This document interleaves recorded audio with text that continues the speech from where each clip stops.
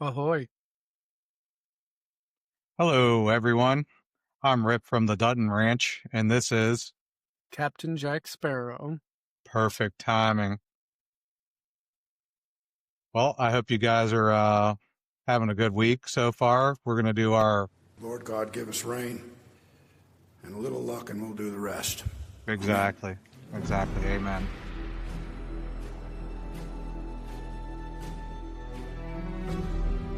Who wins in a fight? Rip versus Captain Jack Sparrow.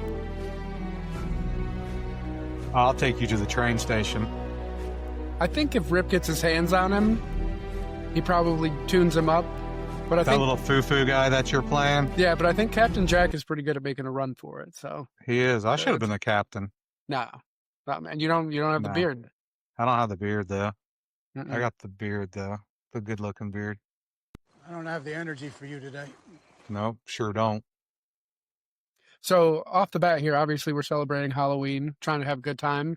One of the things I thought would be funny is as I was creating our soundboard, I found a whole bunch of Halloween sounds. And for normal people, maybe they just hear Halloween sounds. But for people with sick senses of humor, they may hear something else. So Sean hasn't heard any of these, Rip has not heard any of these sounds. And I just wanted to get his reaction to some of them. So let's see. Oh, my gosh. This one Halloween time. This one I thought was pretty funny. Let's see your reaction to this one.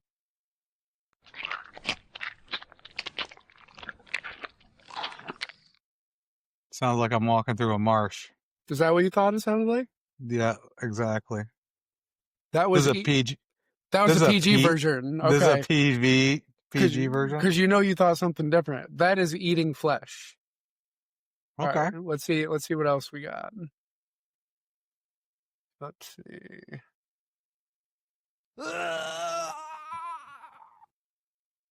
What does that sound like? It sounded like someone getting stabbed in the stomach. Is that the PG version? That's a PG version. Okay. All right. That was called Murder 2. Okay. Here's another one.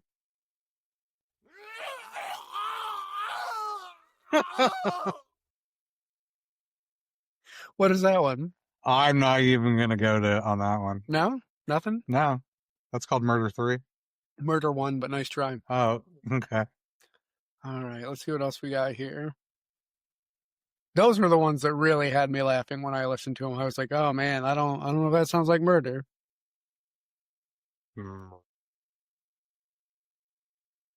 Giggity, giggity, giggity. And we do have some fun Love ones. some Quagmire. We have some fun ones that we'll mix in here. We got this. What is that from? Pretty much anytime a liberal speaks. Oh, that was actually a good burn. Cheers. Cheers, matey. No, actually, that's from Psycho. Have you ever watched Psycho? I have watched Psycho. So my wife and I think that I watched it when I was a kid, but we loved during the October months to watch all sorts of creepy stuff.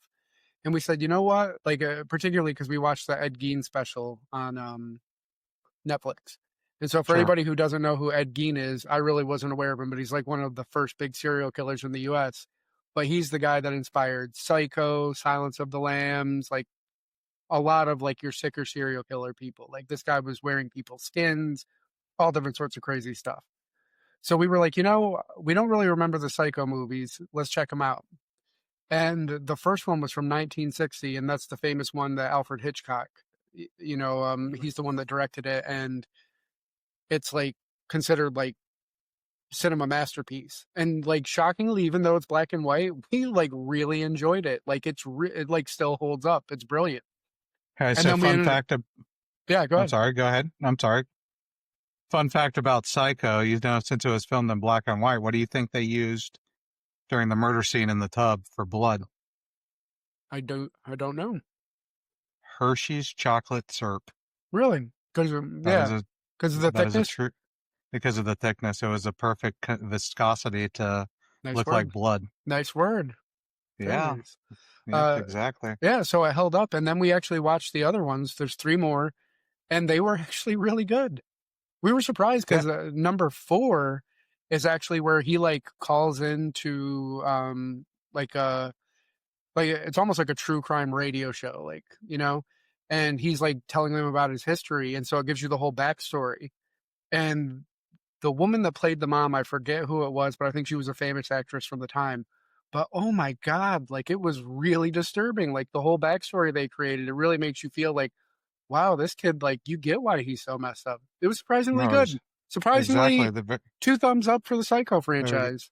so I've watched it before, but actually over the past weekend I watched the new version of It. Yeah. Oh, it's And phenomenal. it was pretty good. Yeah. It was pretty legit. I mean, I forgot a lot of it, and You forgot a lot of It? I forgot a lot of it. Uh, Yeah, exactly. I did forget a lot of the storyline. Poor Georgie. I mean, right off the rip. yeah. that Yeah. Right. Rib. Cheers. poor kid. That's good comedy right there. He couldn't catch a break. He couldn't. Hmm. No, but no, they did a really good job with those movies. And even number 2 was phenomenal. And I don't know if you know, but they're doing a Netflix show about it now. Did you see that? No, I didn't. So my understanding Oh of it, yeah, Welcome to actually, Derry. yeah. I actually did see some previews for And that. my understanding of it is, I believe it's 3 seasons, and I forget the exact timeline, but I think it comes back or comes out of slumber every like 27 years. So it's going to jump back 27 years each time and go through like each time it like, woke up and terrorized Derry. Yeah, Looks pretty cool. those kids should be like 80 on the 4th season.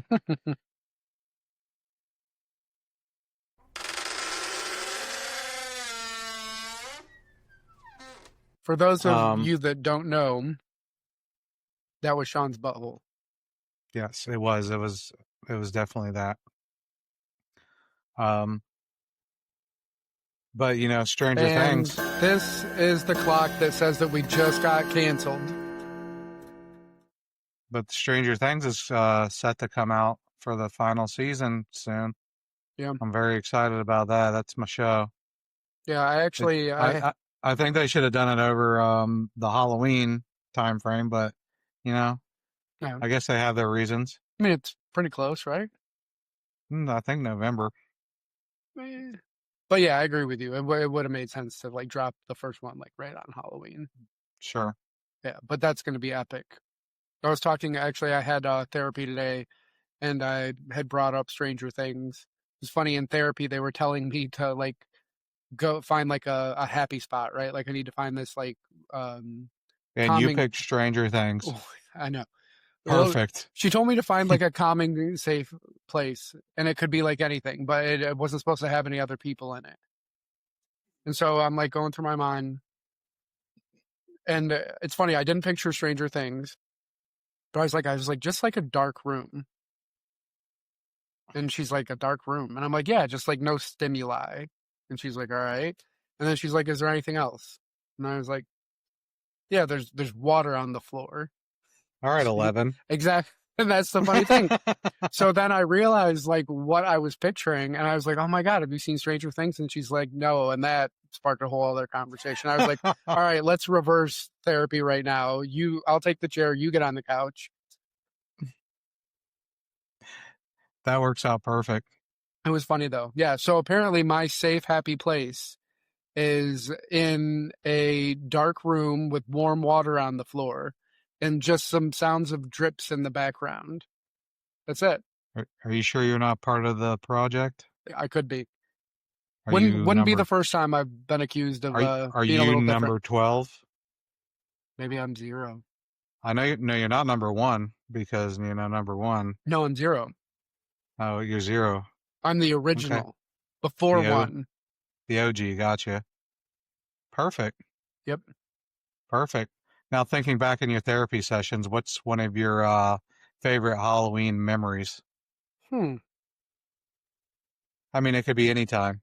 You know, honestly, that's one of like the happier memories from my childhood. Like my mom was awesome about like making sure that we had costumes that were fun, right? Like she loved to have fun with it, and she would make sure that we had whatever it is that we wanted or whatever we were going for that year. And then we were lucky. We grew up in a pretty small town, and she would take us to like different areas of town that were like easy to walk, and we would go around and get candy, man, and we would crush it.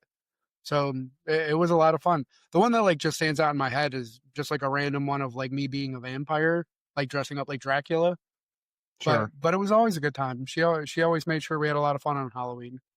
Well, I remember, as a kid, always having to hustle for the candy. We'd hit up multiple neighborhoods, and Hmm. you'd have like 2 pillowcases full of candy.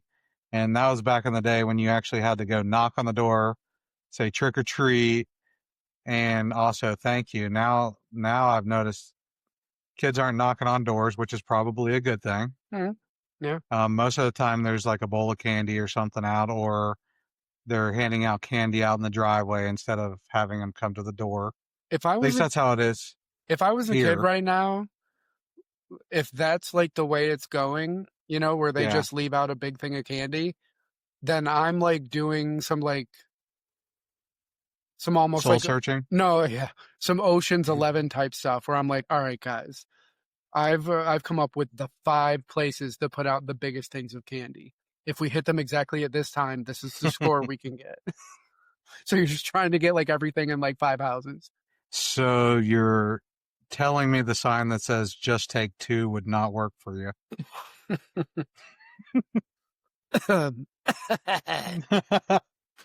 Savvy. Savvy. You know what? The parents are typically very respectful of the signs. Okay. So it usually is not a big deal, but I have seen some handfuls, being Yeah. taken. And you know I what? think this year, the neighbors next door and everything are gonna just have a table set out, and we're gonna just kind of combine it and let everyone I think what they take what need to they. do is just get all of the kids on Ozempic or Mounjaro, and it takes care of itself. They're like, dude, I don't even want one. I don't even want any of that. I don't Yeah, know, I just man. want to go around and say hi to everybody. I don't want any candy. I don't want to eat the candy either. I just want to go trick or treating. That's just me. That makes sense. I mean, That checks out. I, I'd like to go knock on some doors and Vecna? Vecna. Yeah, that sounds like it. I'd like to go knock on some doors and just hear, aren't you a little old for this? I'd be like, yes, I am. Mm-hmm. And then like you try to do like what is it? Trying to think of the proper way to say it, but where you press the button and then ditch, Ding dong ditch. ding dong ditch, and then you hear, Get your fat ass back here. you know who that is? Yeah, it's the old man from Family Guy. Yeah, I think Teddy actually does a pretty mean Herbert. He does that. We should have him on just doing sound effects. Whenever, man. Right in the back, right in the back of you. Heck yeah, that'd be great. It's right where he That wants would to be be. great. Yeah, right behind you. Son, I'm Captain Jack Sparrow. Savvy? Savvy. Right. So maybe we should actually adhere to the outline a tiny bit and just not drink and have fun. I'm not drinking. I'm drinking water. Oh, excuse me. I'll be the only one drinking. What are you having? Rum and Coke. Rum and Coke. Nice. I'm Captain Jack Sparrow. Hide the rum. We don't want to burn the rum. Mm-mm. Well, let's see here. Where can we go? Where can we go from here? How about some Halloween gratitude? You know, What are you grateful Well, for this Halloween? I'm grateful for a lot of things. I'm having a really good time with my life right now. I got pulled out of a fairly dark place. I mean, not a dark place. It wasn't like, it was emotional and anxiety inducing more than anything. And I'm just thankful to Was be it kind of like past where the, 11 was? yeah, exactly. Okay. Um,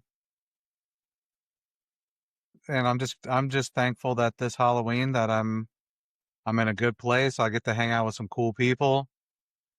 Um, hopefully make some of the local or the neighborhood, people happy, just passing out candy and being a part of a community. That's what's up. Yep. And I just want everyone to say, if you have kids, be sure that they're safe, keep an eye on them. I'm not talking about just, the obvious things. Keep them out of the road.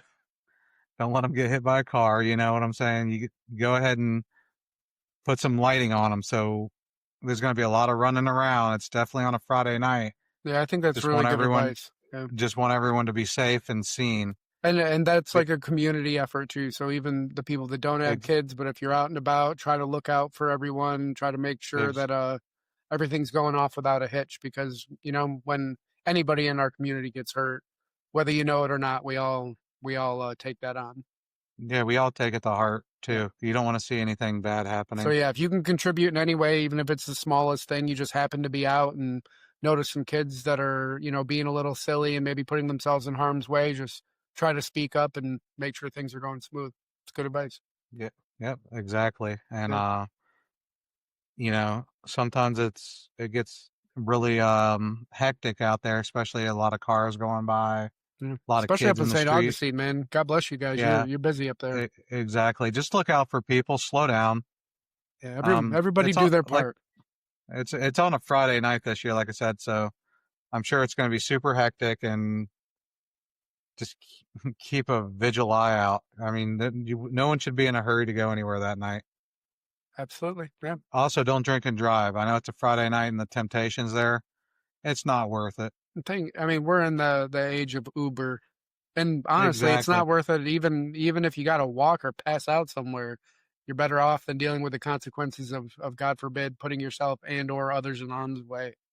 It's more about hurting others to me. I mean, I wouldn't want to hurt anyone But yeah, I think more than sometimes anything. just reminding people that they could hurt themselves helps because unfortunately, human beings we're self-interested creatures.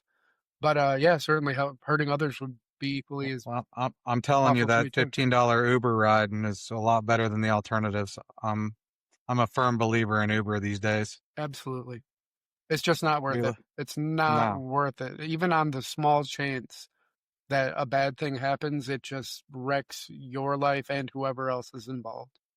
For You sure. should save your money and be a part of the $11.6 billion worth of Halloween Yeah. spending. And just save your money because we just gave a ton to Argentina. So you want to be mindful of that, you Yeah, know? we just blew up how many millions of dollars worth of cocaine in the last few weeks? Allegedly. I'd love to see the Alleg due process on that. Come on.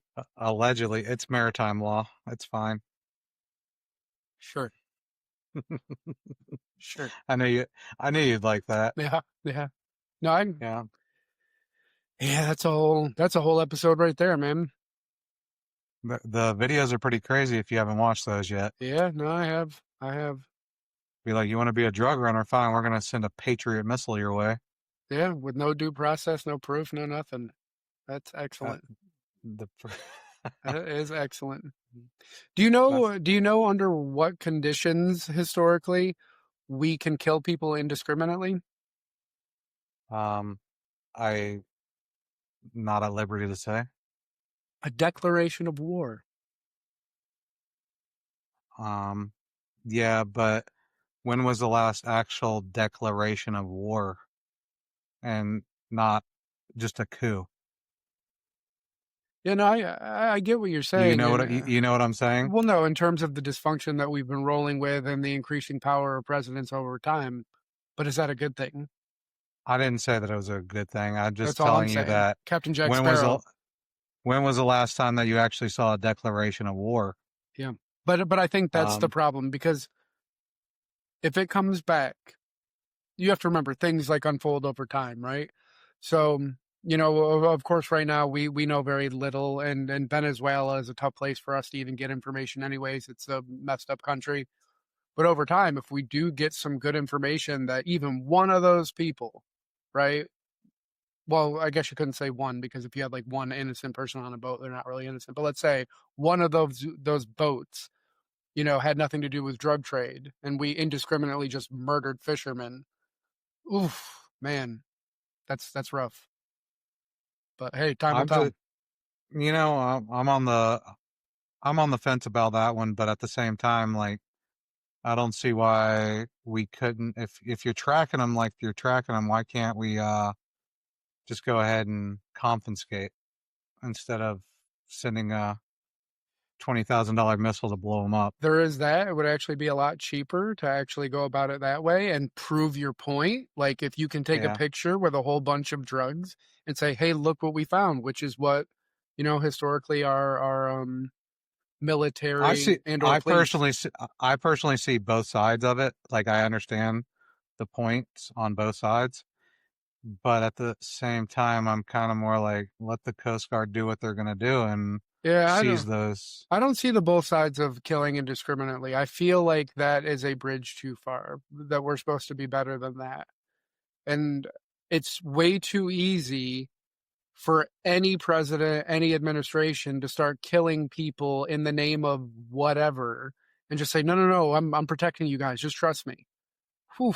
Again, if you were to flip the script, and even though I know Biden didn't know where he is, so the idea that he would choose to bomb anybody indiscriminately, but let's assume that he could, I do not think that you guys would be like, oh yeah, this is chill, you know. But and that's the problem, is that politically it can just be used to prop up your administration and say, oh no, no, I'm looking out for you guys, whatever. And what you're doing is like an atrocity, you know. I got a serious question. I mean, this is absolutely serious, so you take it to heart. I feel like that means that it's not going to be at all. How do you feel about candy corn? I freaking hate it. I think When that I was I'm a on the same. kid, I loved Hey, it. common ground. I hate it too. When I was a kid, I loved it. But at this point in your life, as you're like, especially you're seeking out health and wellness, I mean, it is just pure, unadulterated sugar. Like your system, my system now, if I even had a piece of it, would be like, that's poison. Yeah, you can't eat that. You Yeah. can't eat that paraffin sugar. Yeah, no, the sweetest thing I can eat. Do you know the strawberry shortcake ice cream? Do you I remember those? sure don't. No, No. strawberry crunch iced. Next time you come down, you got to try one, because it is All like my right. one guilty pleasure. That and Reese's, I for like will. sweet I'll stuff. make the. I will make the journey to South Florida for that. That's what's up. But yeah, they're really good. They remind me of when I was a kid, because it was definitely something like we had in our cafeteria at school. But they're really good. But like that's about my limit. Like candy corn is just pure sugar. Hey, but Hey, but we're eating easy rip. 30. We're eating 35 million pounds a year of candy corn. I mean, when you look at our obesity levels, that tracks. And fun fact, it's not actually made out of corn. Yeah, I was aware of that. Isn't it And isn't it funny that that's what they chose? well, if you stack them together, they interlock and No, they look I like corn. I know, I know. So It's funny because it took me until I was older to like. I didn't even think about it when I was a kid, and then I just learned that probably a few years ago. I'm that's like, funny. Yeah, that does make a lot of I sense. If never you, even thought of it until I don't know, sometime when it, I was an adult, and then I I was was like, like, huh, if you stack them right, they actually yeah. stack like corn. Well, yeah, if you were to pull a corn kernel out of the actual cob, that's what they would look like. Yeah. Exactly. Um. Anyways, Okay, producer, get on it. producer, you carving a pumpkin this year? Actually, yeah, T found this really cool thing. Of course you are. Hey, listen, it's more my wife than myself. I'm not Don't into this don't lie. stuff. Don't lie. You know you love it. I'm. I'll tell you the one thing I do like about carving pumpkins. I have very good memories growing up of when we would carve pumpkins. We then bake the seeds, And I love baked pumpkin seeds. 100%. That's where I'm I at. never understood pumpkin seeds. I do like pumpkin seeds, Hmm. but are you supposed to eat the whole thing or are you supposed to shell them? Nope, the whole thing. I thought so. Yeah, and if you bake them But good, you put some olive oil and a little salt. Really, really good. no, that's don't you have to clean them real good though? Like get all the grime off of them? Who cares? If you bake them, doesn't matter. Yeah, Hmm. but they're really good. Well, honestly, I think I'm gonna carve a pumpkin this weekend just because. But what T found, which is cool, it makes your pumpkins look like they're wearing like a ghost costume. She got this it's like I think it's like white Play-Doh or something of that nature. But once you carve your pumpkin, White paint. no, it's not paint. It's like Play-Doh. Are you sure? I'm positive. Because what you do is Okay. you put it on top of the pumpkin and then you like form it down around it. So it makes it look like it's wearing like a ghost costume. So like that's what she wants Okay. to do this year. You carve the pumpkin and then you put the Play-Doh down over it and then you like cut out the eye holes and everything and the pumpkin looks like it's wearing a ghost costume. So that's her thing this That's year. cool. I get pumpkin seeds out of it, so I'll do whatever she says. I mean, I love her to death, so I'll do whatever she says anyways. Are you gonna be making the pumpkin seeds or is she gonna be making them? I mean, it's very possible that I'll preheat the oven. I like preheating ovens too. Rip, you dirty dog. Well, it's your lucky day. I don't know if that was appropriate. Yeah? No. Oh, jackpot. There you go. Jackpot. So where are we at? We're still on Halloween kindness and gratitude. I mean, I think we hit Halloween kindness and gratitude pretty hard. The next segment would be some hot button Q&A. Which is what we're here to do. So That's let's what get we're it. here to do. The goal is to foster and understand candid answers, keeping a light and spooky framing. Whoa. Scarier than the zombie apocalypse. All right, let me get into the Halloween. All right, let's do it. All right. All right, questions covering 2025 diverse issues, emphasizing respectful dialogue. So that means respect me. You got it, Rip. All right. So I will start it off with 335 plus mass shootings in 2025. Would you back a federal assault weapons ban to defend the Second Amendment right without limits? And what's your reasoning? So, Rip, as a liberal who's moved to the South and converted, this is how I would go after this particular issue. I would first ask, what is an assault weapon?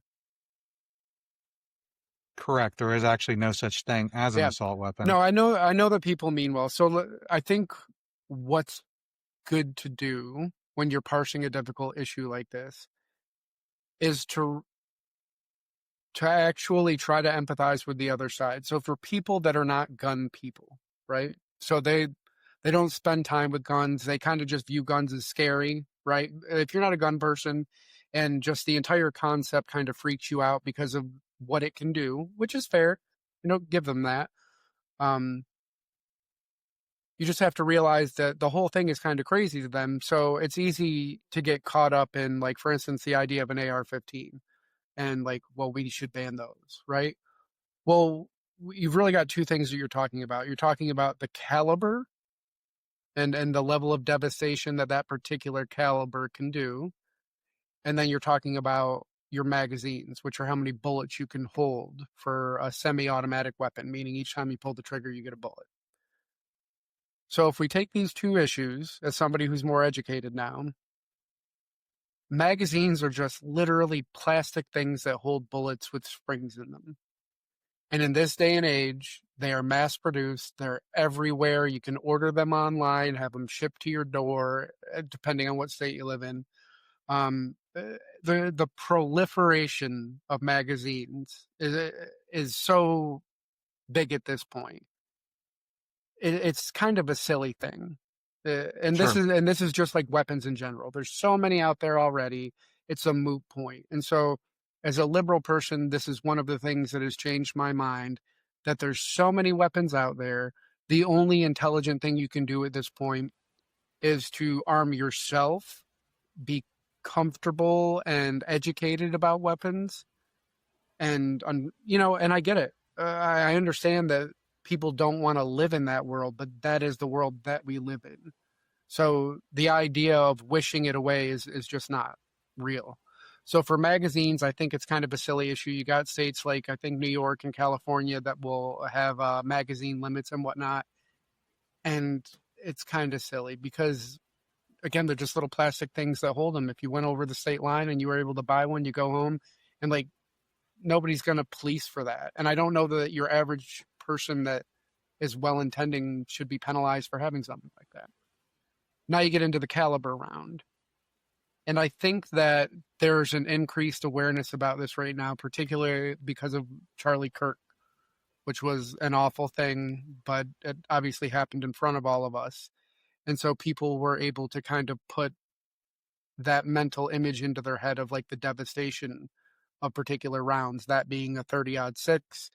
But you could certainly say that what an AR-15 uses, which would be a 223 or a 5.56, puts out at a very high level of devastation too. So I think that created a mental image for the public, particularly liberal people that are not gun people, that was just like, oh my God.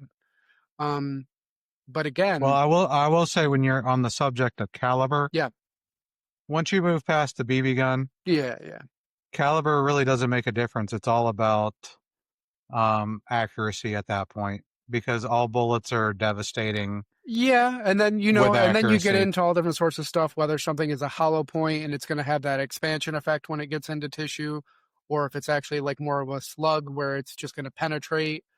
Regardless, yeah, Well, let's just put it this way: I don't want to get shot with any gun. I don't care 100%. And I've what watched. it is. I actually enjoy educating myself on this, and I mean, I watched something recently that showed that a 22 can be pretty devastating, even out to 400 yards, depending on Yeah. where it hits. So, regardless, I get the knee-jerk reaction that people want to have, but the scary part is that now that there are so many weapons out there, do you really want to limit somebody to have less than somebody else? And from a freedom standpoint, does that make sense? Like if your intention is that, or your belief is that most people are well-meaning people, right? Well, you got to also remember, when the Second Amendment was created, all guns were assault weapons. Fair enough. Absolutely. Yes. Assault weapons, which there is Yeah. no such thing as an assault weapon per Yeah. se. Yeah. At least not in my head. And it is to defend yourself against enemies, foreign and domestic. Yeah. This was an unalienable right written so that people were not persecuted and taken advantage of, basically, or Sure. they had the right to defend themselves. Yeah. Yeah. And as funny as it sounds, particularly when you come at it from that point, I know that as a liberal person who has been in liberal circles, that, we would kind of laugh at the idea that you're going to be able to hold off the federal government if they choose to come down on you. Who's saying anything about holding off the federal government? I'm No. in it for the zombie apocalypse. Well, yeah, and that's one aspect. But I know that another aspect of that, right, is tyranny. So if you have a tyrannical government, and there's a gentleman, Coleon Noir, who's online, who is a pro-gun guy, but I believe he's also a lawyer, and he's actually really intelligent. I like the way that he parses stuff. And, he's laid out that, surprisingly, like, look at Afghanistan, right? These are people that do not have the weaponry that we have. They don't have the resources that we have, but because they had their area that they knew better than us, they were able to hold off the most powerful military in the world. And yeah, so, they were also very entrenched in the mountains and cave systems. yes, as well. but that's what I mean, is they knew their geography better than anybody. And yes, they did have some natural advantages to knowing that geography. But regardless, one of the things that Corleone Noir brings up is that you would be surprised that a well-armed citizenry could hold off a government that was trying to be oppressive. That you'd be surprised. It wouldn't take as much as you think. You know why Japan attacked Pearl Harbor versus the mainland United States, correct? I actually Do you do know? not. I do not. So one of the reasons is because most Americans at that time owned guns, and they knew that boots on the ground in the on the mainland would pose a problem. Yeah. That's interesting. That's super interesting. And so that's another thing that even when you look at a foreign invasion, right? The idea that the citizens could be well armed. So Yeah, you'd be in a lot of trouble, especially with some of the the hunters here mhm, that'll sit up in a tree for 8 hours waiting for an animal to come by. yeah. You know, The, I think that they would have a field day with a lot of people. this is what I would say going forward to try to bring people together. For conservative people and or any other pro-gun people, I would say be kind to the people that are anti-gun or pro-gun regulation, all these different things. These people, being somebody who was one of these people, are not bad people. They don't want to take away your rights. They don't want anything negative for you. Honestly, they're just grieving and upset about the idea that they live in a world where it's necessary.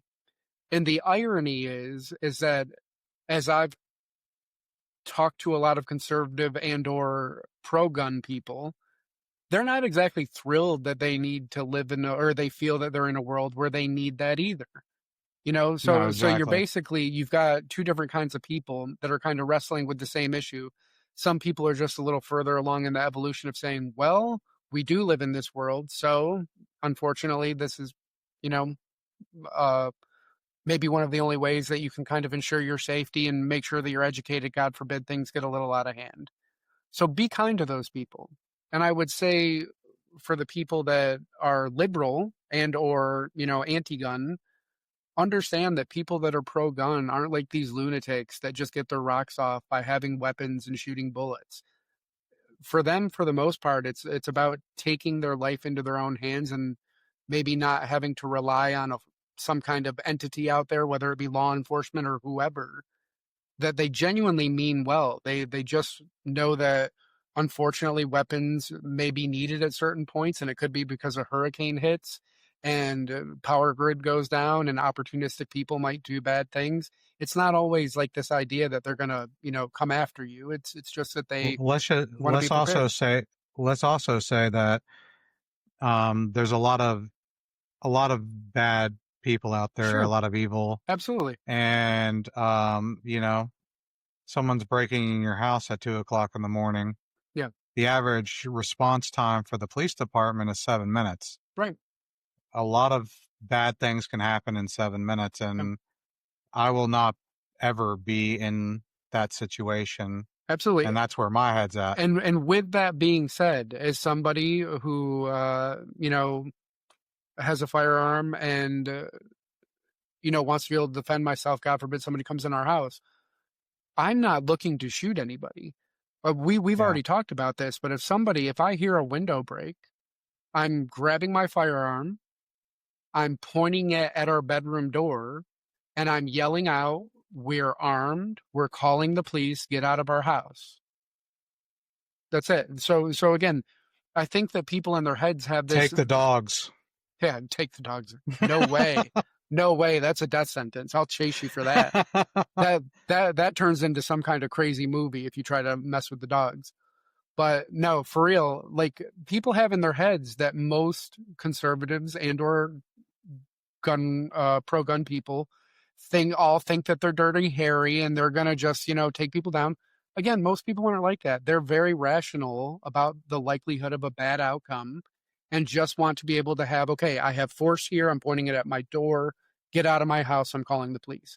And God forbid somebody opens that door, you at least have the ability to try and fend them off. That's it.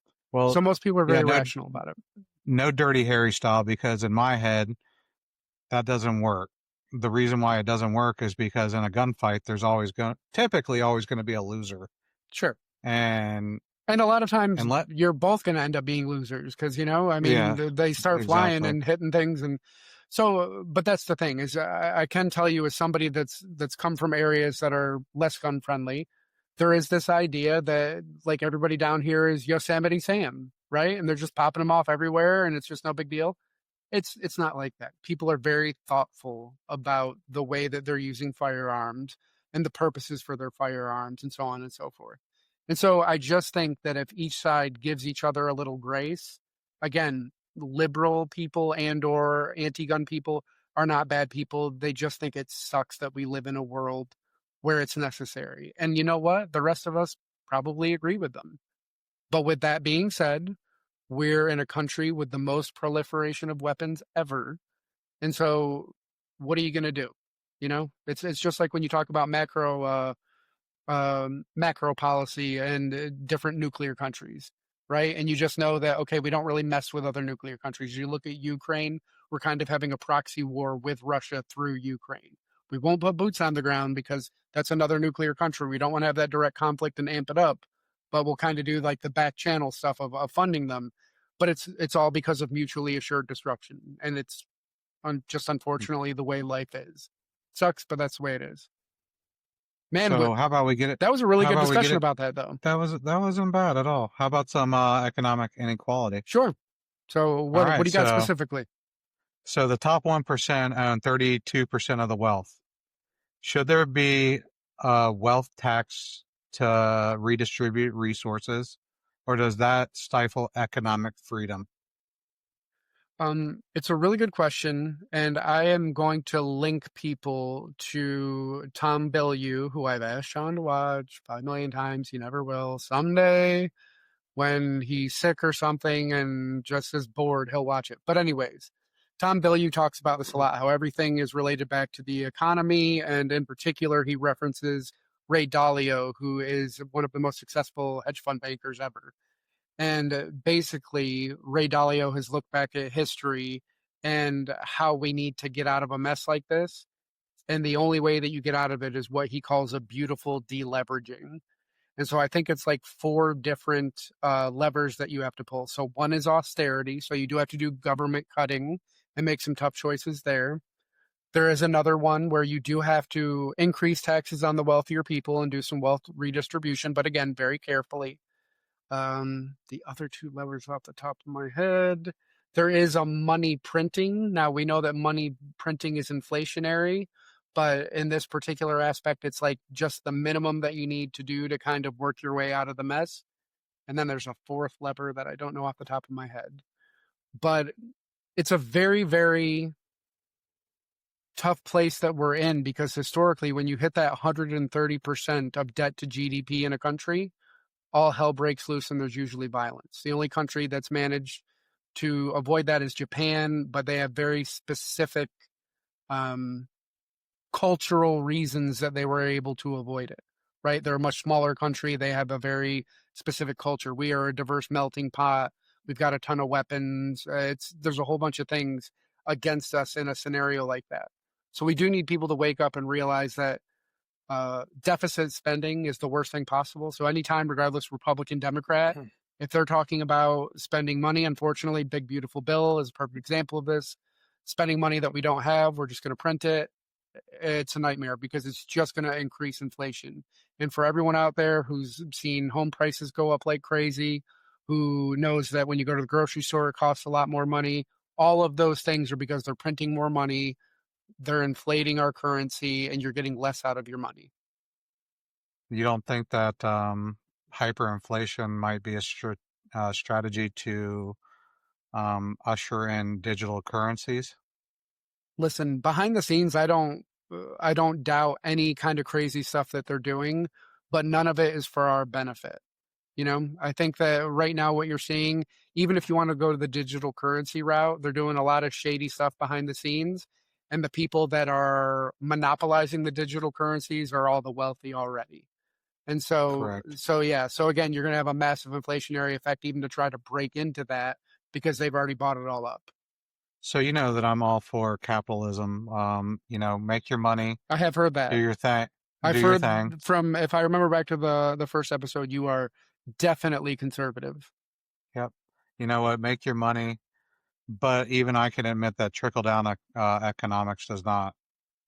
not work because it just doesn't. So what we're having and I can admit this, is we're having a disparity between the classes. So you're going to have your elites, and then you're going to have your lower class, and the gap between them are vast, are being they're separating exponentially. And then you're finding that the middle class is drying up, and basically everything's on the middle class as far as taxes, financial burdens.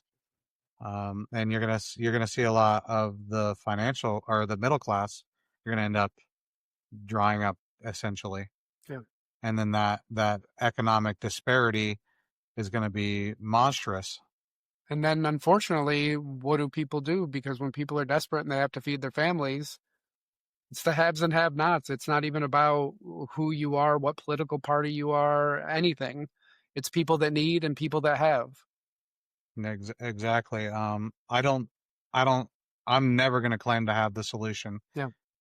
But that is just something that the writing's on the wall. I mean, you see it at the grocery store, you see it at the gas station, you see it in your taxes. I'd like to get your, Even though sorry, go ahead. I already know where this is going. Well, maybe. Even I'd though, like to get your thought on it because Tom Bellew, I like the way he breaks it down specifically, and that, and again, I'm paraphrasing, but I believe I have this statistic right, that 10% of people own 95% of the assets.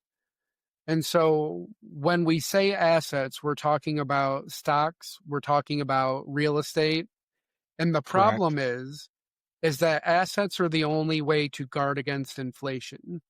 So if you have a house like Sean and I do, you've seen your house have this crazy value inflation over the last 5 to 10 years, right? So that kind of guards against inflation because even though we spent what we did at the time, we now have this thing that's worth 2.5, maybe 3 times what it was before.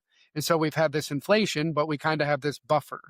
Whereas people, particularly young people, I will tell you this: owning a house, Mhm. and I mean, you can call me crazy on this.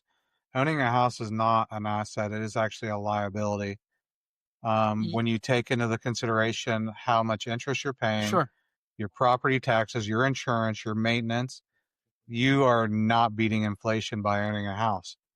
What you're doing, you're I not. would love to like parse that out. Listen, I'm not calling you wrong, but I would love to Yeah. parse it out just because when you look like that may have been true, 20 years ago when if you bought a house for 250 and 10 years later it's worth 300, maybe that's true.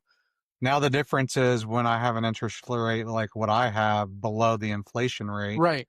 Right. Yes, that is correct. But if you're over 4 or 5%, it is not an asset at Well, that no. So point. if you're talking about like somebody buying a house in this market right now Yeah. with the inflation of all the assets as they have been, right? Like right now, like even if you buy gold, everyone knows that gold's going nuts because people are hedging against the economy, but you're buying it at an all-time high. So if you buy gold right now, are you guarded from inflation? Probably not in the next 5 years because it's probably going to go down. Now, Actually, if you hold it for 20, actually, 30 my years, my take on that is if you're going to buy a commodity, silver is probably the commodity, because even at $50 an ounce, what it's currently at mhm. right now, it still has a lot of room to go up. Yeah, yeah, but Um, so the what I was trying to say, the point being though, what Tom Bilyeu always talks about is that for people in our midlives right now, right in our 40s, we were lucky enough that we were able to purchase things, get some inflationary buffers, but now young people can't. So they're caught in it. You're no. paying you're paying for an inflationary apartment, right? So you're paying 2,000, 2,500 for an apartment. It's insane. I remember I had an apartment in Seaside Heights, New Jersey, right? One of the party capitals of the United States, right on the ocean, and I paid $600 for myself. $600. And I'm pretty sure my sister and her boyfriend in St. Augustine are paying north of 2,000 for an apartment. Easily, Yeah. if it's 2-bedroom. So that's insane. And you're not getting any return, right? So this is not an investment at all. This is just money in the wind. So that's the But you're problem. also not paying $10,000 a year in interest. Absolutely. You're also not paying for maintenance. Correct. You're also not paying property taxes, which Yeah. Well, I will cede to you that if you buy at the height of the market right now, you're probably not guarded against inflation for sure, because you're buying at peak market. But when you look at like when we bought versus where we are now, you can definitely see why we're buffered. no, I agree. And the only on reason I bring up the home is that in particular, Tom Bilyeu likes to point out that it's the only asset that your average person understands, right? Like if you want to understand gold, silver, even your base level investments, you got to do some legwork, right? You got to have a little bit of a financial mind, and not only that, be able to kind of read the tea leaves. So there's work that goes into it. Most people in general just understand conceptually the house as an asset, though. And the fact that particularly young people are coming in to this economy and really have little to no ability to get into a house is How do you insane.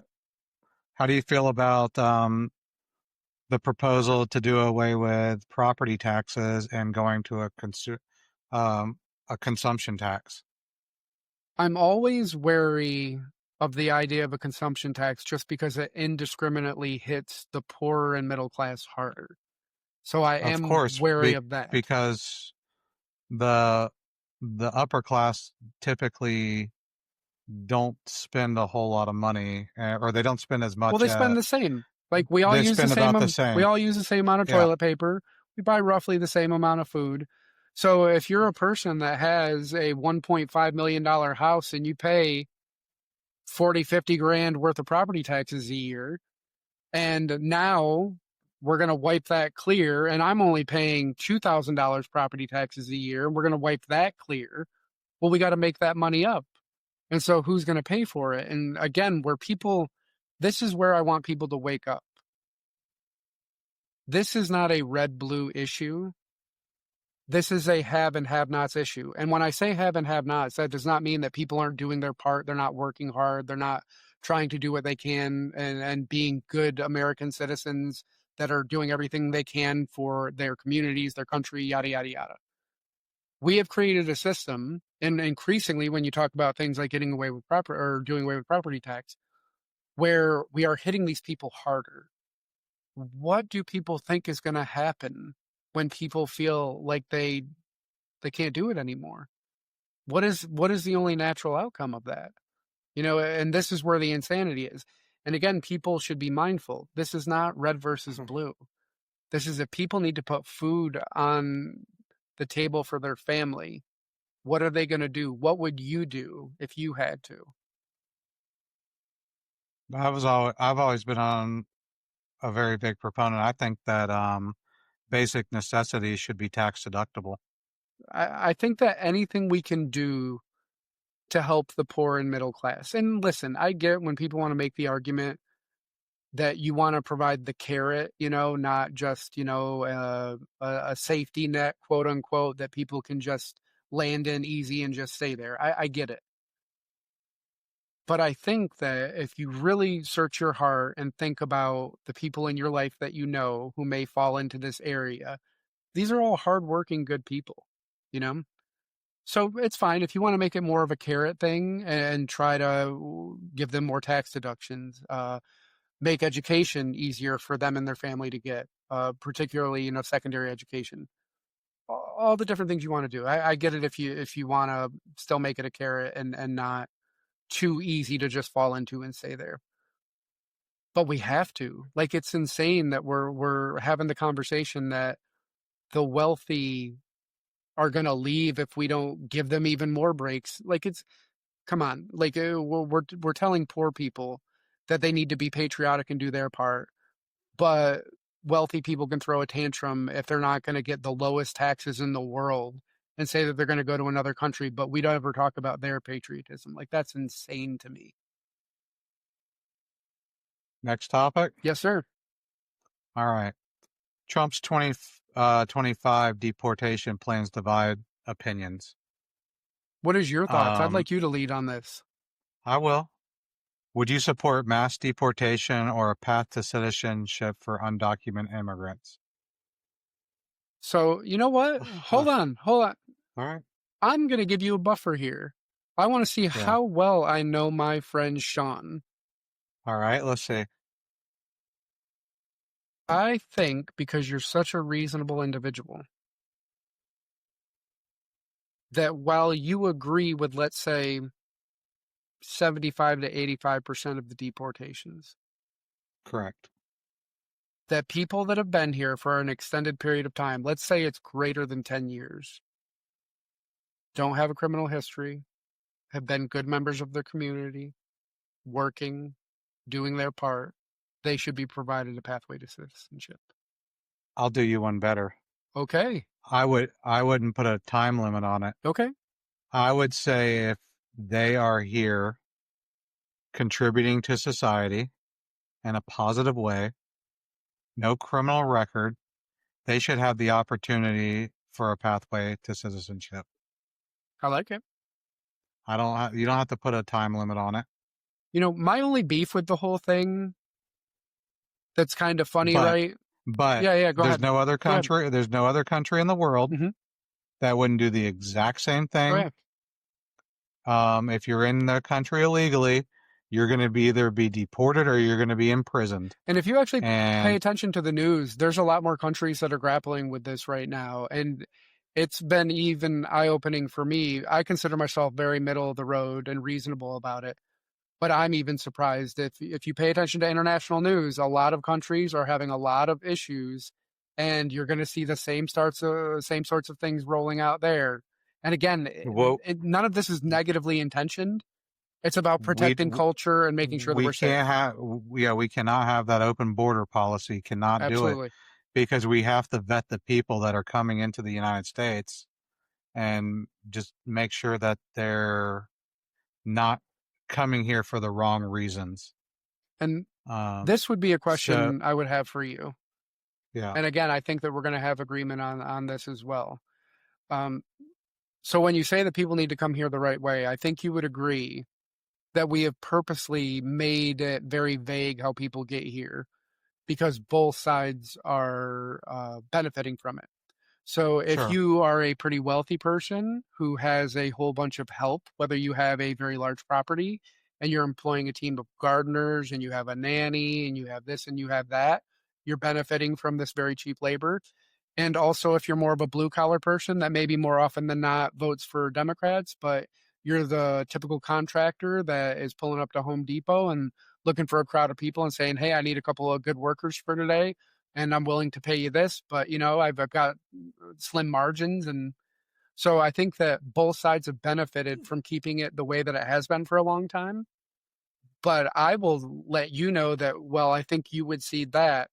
I agree with you that that time is far past and the damage that that type of policy from both sides has really hurt us. And the fact that a crackdown was going to happen no matter who decided to finally be the one to take the bullet.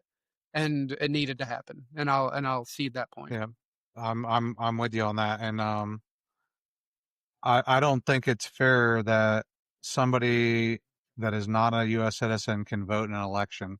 Yeah. I mean, I think that's horrible. That's pretty wild. Yeah.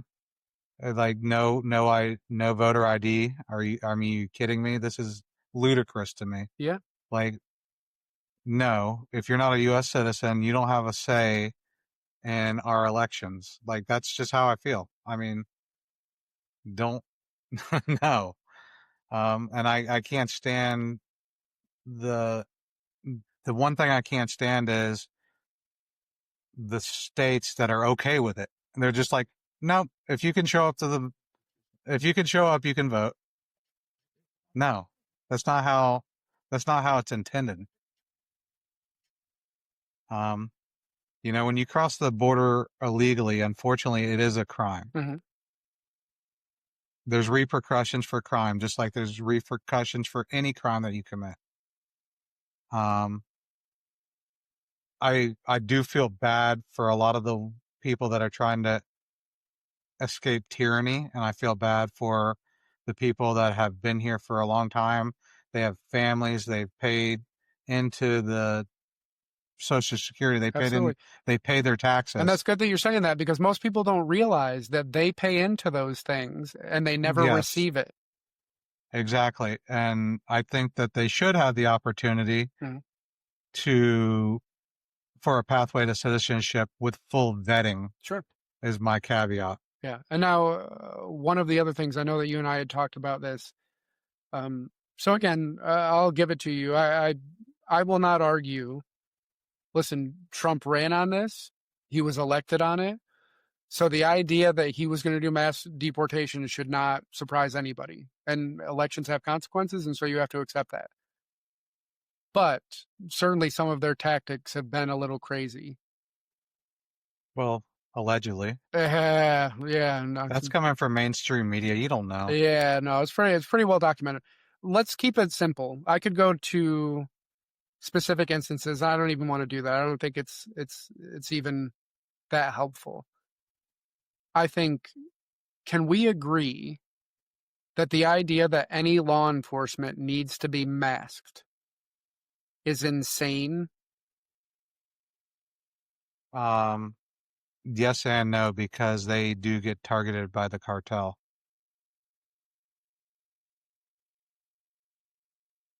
I get it, man, but just the They're protecting their identity for retaliation well, more than anything. really though, really, you think the majority of the situations that, like, have you watched some of these situations where they have like really been overly aggressive? And what's interesting Well, is that you'll have a group of them, and there will be a couple that do not have face coverings on. And you know what's interesting?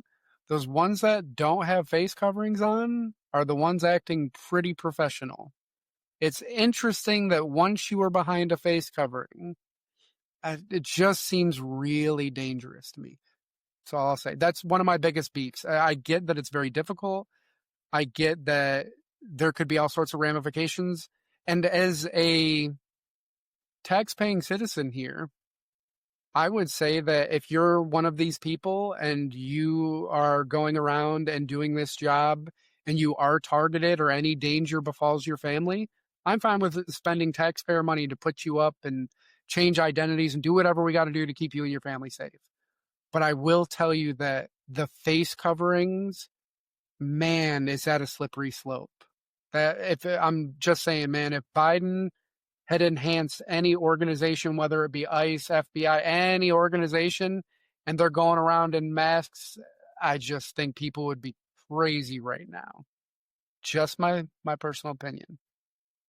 yeah, I don't necessarily have an opinion, but I understand what you're saying. Yeah, yeah, I think it's for their identity protection, and if they feel compelled to protect their identity, as long as they're not acting out of hand completely, then that's to their own. I mean, I don't have an opinion on that one. fair enough. Yeah. Um, all right. So social media censorship. Now, just to put it out there, Rip, this will be the last one. I know we have several left, but we're a little over an hour, and I've been trying to cut these to get them on TikTok as well to make sure we're getting out there to as many people as possible. So, Sure. So let's do one more. We'll do this social media censorship. sounds good. Um, so should platforms censor harmful posts or allow all speech? So this is something that I have come around on during COVID. Now you have to remember, during COVID, I was working for a physician's office. I was the manager there. I had to be the person that was relaying information to our patients. And I can tell you it got very difficult because of a lot of quote unquote misinformation. However, in subsequent years, we have found that some of that is not misinformation, right? So that's the difficulty. So I have come around, as difficult as it is for me to admit, that the less censorship, and I would even go so far as to say as no censorship, the better. I'm actually complete agreement with no censorship. The reasoning is because for me, it's who's censoring it and what are their beliefs and how is that going to affect Yeah. what gets out there. And the irony right now, right, is I think we've seen kind of a clamp down by the Trump administration in some ways, trying to influence strongly, different media outlets to part with different commentators and whatnot that they don't like. And they have been using the assassination of Charlie Kirk as some of the impetus for that. And what's interesting is that I was not somebody who watched a ton of Charlie Kirk. I had certainly come across some of his stuff in my reels. Some of his stuff I thought were really good points and really interesting the way he argued it. Some of his other thoughts, I was like, but whatever. I respected what he did in terms of being somebody that wanted to get onto college campuses and just encourage dialogue and just say, hey man, you've got an opinion. Let's test our opinions. Let's see. Exactly. Let's battle wits. And I really respected it. There's some arguments he Yeah. made where I was like really impressed. But the irony here is that they're kind of using his assassination as a way to try and clamp down on free speech. And I heard Pam Bondi, and I know a lot of conservatives came down on her for this, saying something about hate speech. And Charlie Kirk, you can find numerous things where he would say there is no such thing as hate speech. Speech in and of itself is speech, and all of it is protected, period, the end. So for me, I don't care left, right. I don't care what your political beliefs are. I don't care what your opinion is. Nobody should be celebrating the death of an American citizen. Absolutely. Ever. No, Ever. and I agree with you. And that I talked to you, I want to say that day, Yeah. I think what we have to be careful of, I know we've talked about this previously, is the social media algorithms, right? Because Yeah. in talking to my conservative friends, they'll be like, oh my God, all these people are celebrating. Sure, you're going to find a lot of people that did. But you have to remember, if you're conservative, your algorithm is going to push that stuff to you because it wants to get you enraged. And then I think this is also where you have to be really careful and extend an olive branch out there to people. There are people that, to them, Charlie Kirk represented something adversarial to them, for lack of a better word. So particularly in the LGBTQ community, which it seems like his shooter was part of and grew up in a very right-wing household and probably had a lot of internal conflicts. Where that all comes out, we'll see. But certainly it's been said that he was having a relationship with his roommate who was transitioning from a man to a woman, if I'm not mistaken. And so this kid probably has a lot of issues internally with what's going on with him. And so I think that so let me just be clear, I'm not giving any reason why it was okay or anything. It was awful, period, the end. Just trying to play it out in my head how we got there. And so when we go back to why people are celebrating and trying to parse that out, I'm not saying it's ever okay. But I think when we go back and look at our society and we're talking about how fractured we are, people are doing a lot of crazy stuff right now. Now, we can put it all back to economics and how economically, when people are doing good economically, it's funny how many things we can overlook. But we're seeing the worst come out of humanity because we're so strapped right now. And so I think this is just another sign of that underlying problem. And that doesn't make it okay. But I think that if we're people that want to try to bring people together, we need to at least say, okay, there's this community that's extremely hurt. And while they may feel hurt because this person had an ideology that maybe they felt marginalized them or whatever, the fact that they are hurt to the point that they're celebrating somebody's death, we need to reel these people back in. And you don't reel. Yeah, that can't happen. Well, yeah, and you don't reel people back in like through force. I think we need to start understanding, why are people so far out there that that's where we are. And again, a lot of the people that I like to listen to, it comes down to economics more than anything. If these people felt good about their career prospects and the fact that they could live whatever life, whether it's a homosexual life, a trans life, whatever, and they could just go about their business and do their thing, that it wouldn't even matter to them. But I think the main point though is Mhm. if you don't like someone's opinion and they're not actually affecting you, Yes, like physically affecting you, stop listening. dude, and that's a beautiful point too, because that's been one of the things that's bothered me so much about all of this. Whether you talk about the people that were saying disgusting things about his death and celebrating it, right? Like if this person was, so triggering and had such an emotional toll on you, stop watching them. Same thing Exactly. in the post scenario, right? Where you've got like the Jimmy Kimmel thing with Trump. Like, again, you don't need to use the weight of the government to come down on him. If people don't like his conduct or don't like something he says, they're going to stop watching him. Those financials will compel that company to move on.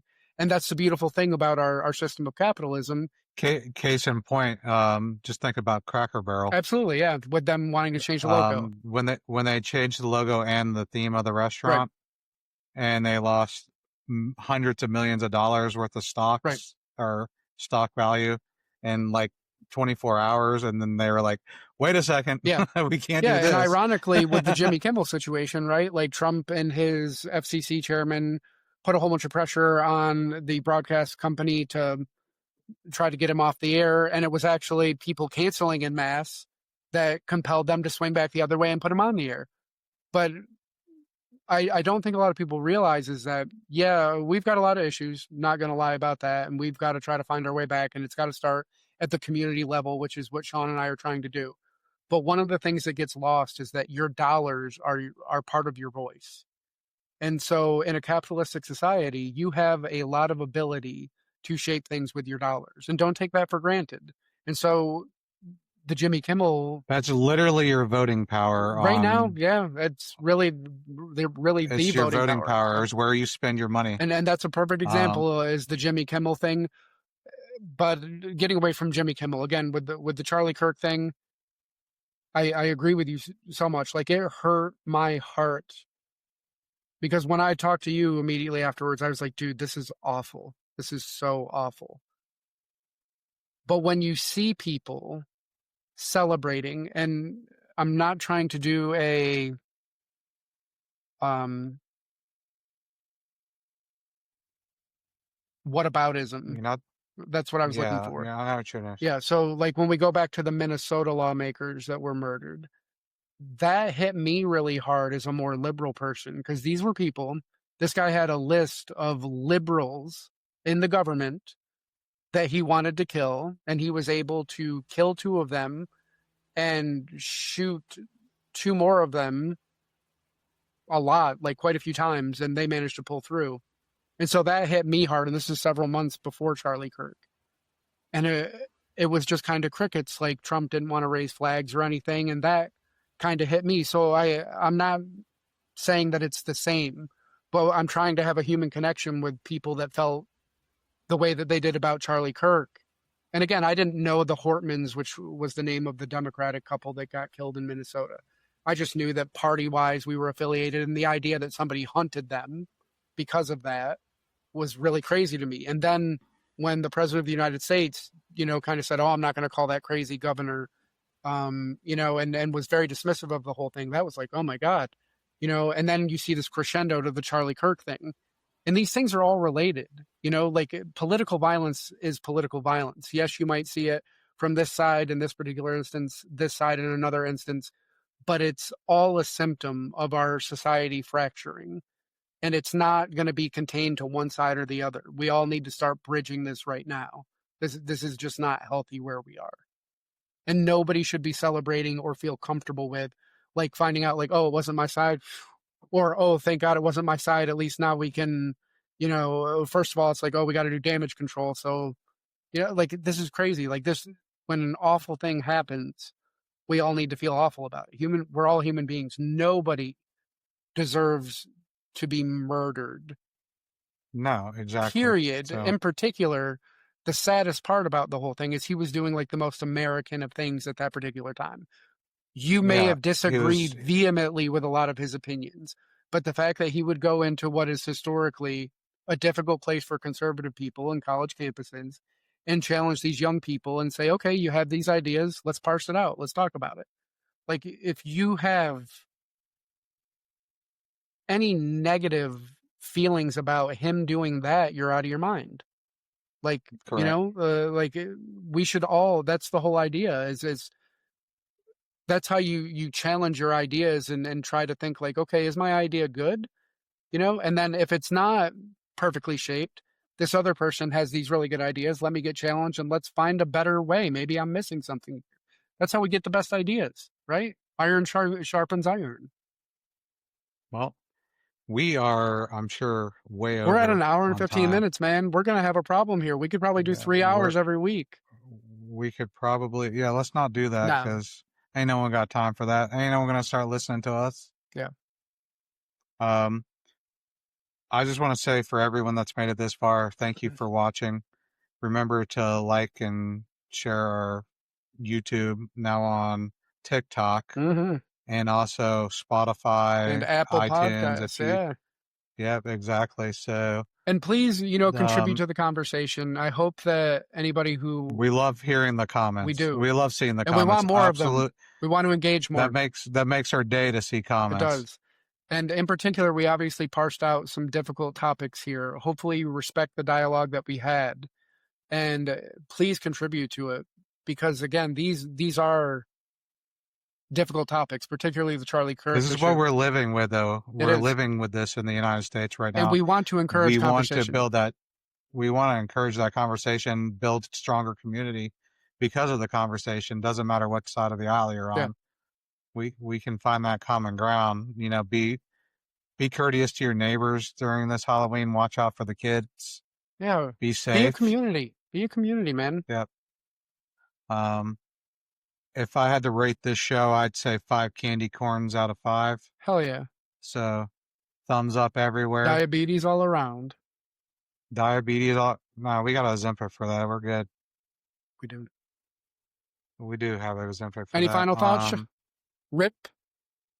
I don't have any final thoughts tonight. And usually I would say I do, but what do you have any final thoughts? No, I just, genuinely, man, I frequently take time to try and put good vibes out into the world and just kind of ask the universe to help people find their way and to want to be better to one another. And that's all I really want. Yeah, gotta be kind to your neighbors, especially. My only advice to everybody is if you disagree with somebody, stop listening. Crazy idea? Like the idea that we should be going Don't let it affect you. Move on with your day. But it is so un-American for any of us to try to go around shutting people up. The most American of things is allowing people to use their voice. And if there are people that want to have a conversation with them, whether it be on a college campus or if it's people that want to tune into Jimmy Kimmel, let them do that thing. If Charlie Kirk, or rest his soul, if he was still alive though, and he was showing up in college campuses and nobody wanted to show up, that would sort itself out. But a lot of people wanted to show up, so people wanted it. Same thing with Jimmy Kimmel, like they talked about him coming off air and then people were like, we're going to cancel our subscriptions. So let people hear the people they want to hear. And if you don't like it or you don't want to attend, don't do it. And that's okay. People can put their voice out there. And for people that want to engage, they can. And others that don't want to, they don't have to. We don't have to go around canceling one another. Do you have any good theme music to go out on?